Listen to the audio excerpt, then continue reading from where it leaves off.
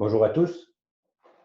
Comment mesurer la vitesse d'une balle, par exemple, qu'on lance à toute vitesse dans une grande salle ou à l'extérieur avec son téléphone?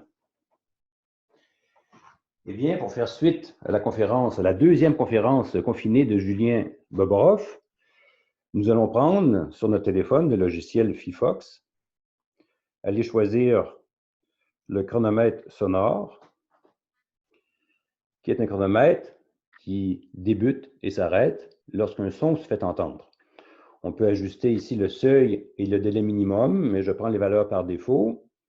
Donc, j'arrête de parler, je vais mesurer le temps entre deux claquements de doigts, par exemple. Donc, je démarre.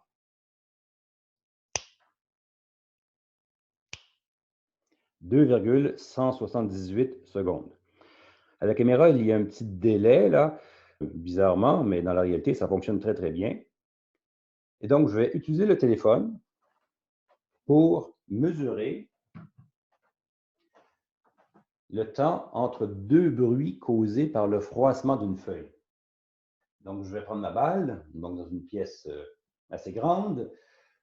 Dehors, c'est encore mieux, mais dehors, c'est vrai qu'avec le vent, les feuilles vont bouger, donc il faudrait vraiment une journée sans aucun vent.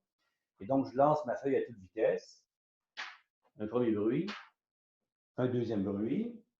Je mesure la distance entre mes deux feuilles de façon précise.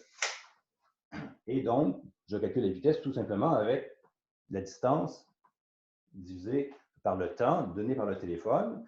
Donc, je mets le téléphone à mi-chemin entre les deux feuilles pour équilibrer le temps de propagation de l'onde sonore. Ah oui, il faut que j'ai une balle assez dense pour que sa vitesse ne soit pas diminuée par le choc avec les feuilles de papier, surtout la première feuille de papier. Donc, avec une balle de ping-pong ou un objet trop léger, ça ne fonctionnerait pas. Je m'assure que mes feuilles bougent librement. Et donc, voici en terminant une mini expérience pour mesurer la vitesse de ma balle. Donc, j'arrête de parler, je vais mettre le compteur à 0.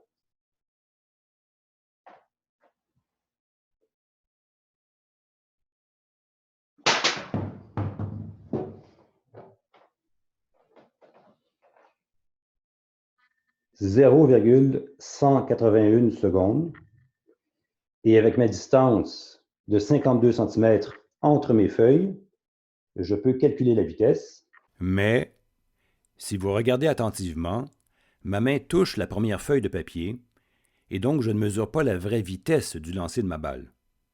Je vais donc refaire l'expérience avec une plus grande distance entre les feuilles pour avoir plus de précision et surtout un meilleur lancer. Donc, je recommence cette fois avec une distance plus grande entre mes deux feuilles, avec surtout ici une feuille plus petite pour offrir moins de résistance au premier choc. Et comme je vais lancer très proche de cette première feuille, une cible plus petite suffit. Cette fois, je vais prendre une balle ici en mousse, mais quand même assez dense, d'accord? Et je remesure la distance précisément. 118 cm. J'ai mis le seuil à 0,2 cette fois, car mon plancher en bois craque quand même beaucoup pour ne pas déclencher par inadvertance le chronomètre. Allons-y.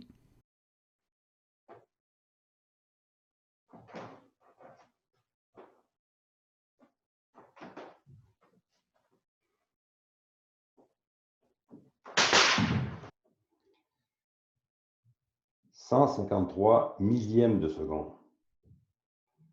Donc un temps quand même plus court que la première fois, malgré une distance plus grande, car j'ai lancé assez fort. On va avoir une vitesse plus réaliste cette fois. Une vitesse donnée par la distance divisée par le temps, c'est-à-dire 1,18 mètres divisé par 0,153 secondes, ce qui donne 7,71 mètres par seconde. Et si maintenant on multiplie par 3,6 pour obtenir la vitesse en kilomètres à l'heure, on obtient 27,8 km à l'heure, qu'on peut arrondir à 28 km à l'heure pour tenir compte d'une incertitude d'environ 4 comme on le verra dans la prochaine capsule. Donc voilà la vitesse de mon lancer, mais ce n'est absolument rien par rapport au record de tous les temps du lancer d'une balle de baseball qui est de presque 170 km à l'heure. Et voilà, je vous laisse maintenant vous amuser entre vous pour découvrir qui a le lancer le plus fort.